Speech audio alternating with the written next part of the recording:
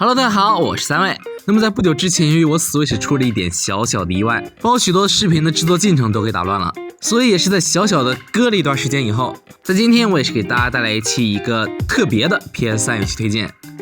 那么今天我们视频要为大家推荐的3款游戏，正是由宫崎小子制作的，在 PS3 平台登陆的3款正统的魂系游戏。可能稍微关注我一点的观众会发现，我最近一直在直播这个《恶魔之魂》，并且在前几天把这个《恶魔之魂》的原版给通关了。其实这也是为了能让这期视频有一个较为中肯的评价，毕竟在模拟器里是不可能看到实际的优势以及缺陷的。那么也是理所当然的，我们首先要聊的自然就是这款《恶魔之魂》了。这款作品是宫崎英高让魂系游戏步入大众视野的一部关键性的作品。可以说，如果这部作品没有成功的话，就不可能有后续的黑暗之魂系列，也更不可能有这部作品的重制版。并且在经过我长达22个小时的1周末通关的流程下来，可以说这款游戏在 PS3 的画面算得上是非常不错的了。不过很可惜，保障了画面，但并没有能保证帧数。PS3 原版里的频繁掉帧也是令众多玩家诟病的一个问题。在本作中设定了5个传送池，代表了5个独立的关卡，玩家可以不受束缚的在各个关卡自由穿梭，以自己的喜好来探索自己想要探索的区域。不过最后也是一定要把所有的 BOSS 都击败才能进入最后结局。我们可以在本作里很直观的看到许多黑魂1里关卡的原型，例如黑魂1的并村就是恶魔之魂里的腐朽谷，而塞恩古城则是难度大大简化以后的风暴峡谷，等等诸如此类的要素可以很直观的让玩家看出本作对后续作品的影响。同时本作的死亡惩罚非常严重，玩家在死亡后会进入灵魂状态，而灵魂状态则会减少 50% 的血量上限，很多时候就会因为这丢掉了 50% 的血量而被 BOSS 一击秒掉，让挫败感像滚雪球一样越滚越大。本作中有一个被称为黑白世界的特殊机制，简单来讲，它就是一个善恶的判断标准。世界越向白面倾斜的话，难度就会越低，反之向黑面倾斜，难度就会越高。在纯黑世界里，玩家会遇到更多强烈的敌人，同时在灵体状态下，自己的状态也会变得更差。但是有很多特殊的道具或者武器需要在纯黑或者纯白的条件下才能拿到，这就需要玩家合理权衡局势，分配资源，把这个世界的黑白变化全部掌握在自己手中。虽说本作 PS3 时间掉帧比较频繁，但基本都不存在于战斗之中，大部分时候都是在触发陷阱或者进入 BOSS 雾门时会有大段掉帧，基本不会影响战斗体验。如果你手头有 PS3 却没有 PS5 的话，那么我非常推荐你来试玩一下这款游戏，因为本作确确实实是在各个方面都征服了我。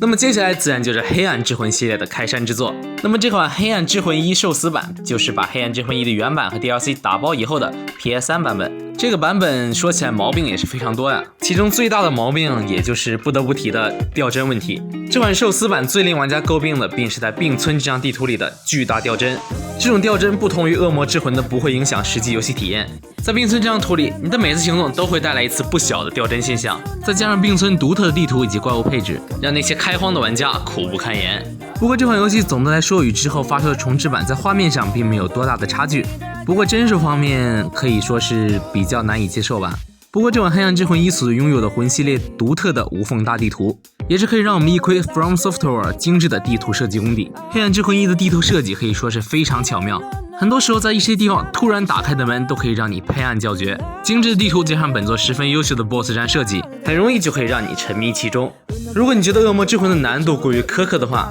那么不妨来尝试下这款稍微容易一点的黑暗之魂1的寿司版。这款游戏很适合成为你魂系游戏的入坑之作。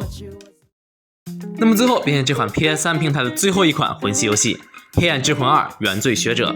那么其实这款游戏并不是由宫崎老贼操刀的，这款游戏开发时宫崎老贼正在忙活血缘那边的工作，所以也是让这款游戏的本体稍微少了那么一丝丝魂味。不过好在后续 DLC 的强度让魂系玩家一本满足。这款游戏与黑暗之魂1的杀死王传火不同，本作的主角不是一代的什么天选的不死人，而是一个真真正正的受到诅咒的普通人。为了保留自己对家人的记忆，同时也为了摘除自身的诅咒，这次我们的主角要去往4个不同的国家，分别取得4位国王的灵魂。但是不同于一代华丽的王都巡礼，本作由于初期设计上缺少了那么一丝灵性，让制作组错误地认为堆怪是提升难度的一个妙招，但是实际游戏体验下来恰恰相反，虽然堆怪确确实实让难度上升了，但是这样不讨巧的设计，自然是让这款游戏的口碑一落千丈。不过幸好本作在后续 DLC 方面十分给力 ，DLC 的关卡设计以及 BOSS 难度，相较于本片中那些平庸的设计来说，实在是让魂系玩家爽到不行啊！不过虽说游戏本身挽救了自己的口碑，但是在 PS3 版里依旧是问题多多。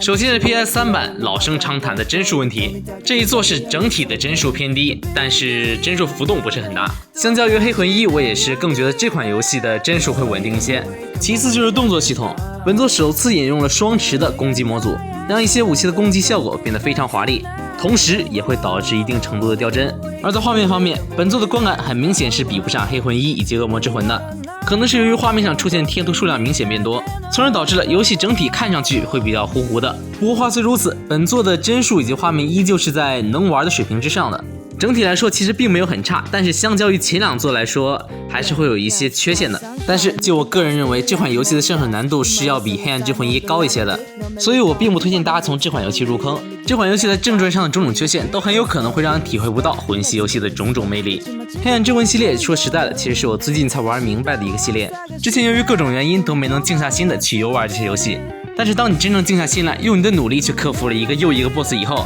它所能带给你的成就感是其他游戏所无法比拟的，而这种通过努力来带给自己成就感的游戏模式，正是魂系游戏的内核。同时我也非常期待在今年即将发售的由2位老贼同时打造的《艾尔登法环》，并且在拿到游戏后，我也会第一时间为大家直播这款游戏。好的，那么以上就是本期视频的全部内容了。如果觉得视频做得不错的话，不妨一键3连支持一下，条件允许的话也可以点一个关注哦。你们的3连以及关注就是我更新的动力，也是希望大家多多在评论以及弹幕里互动，让我来看到大家对魂系游戏的理解和评价。好的，我是3位，我们下期视频再见，拜拜。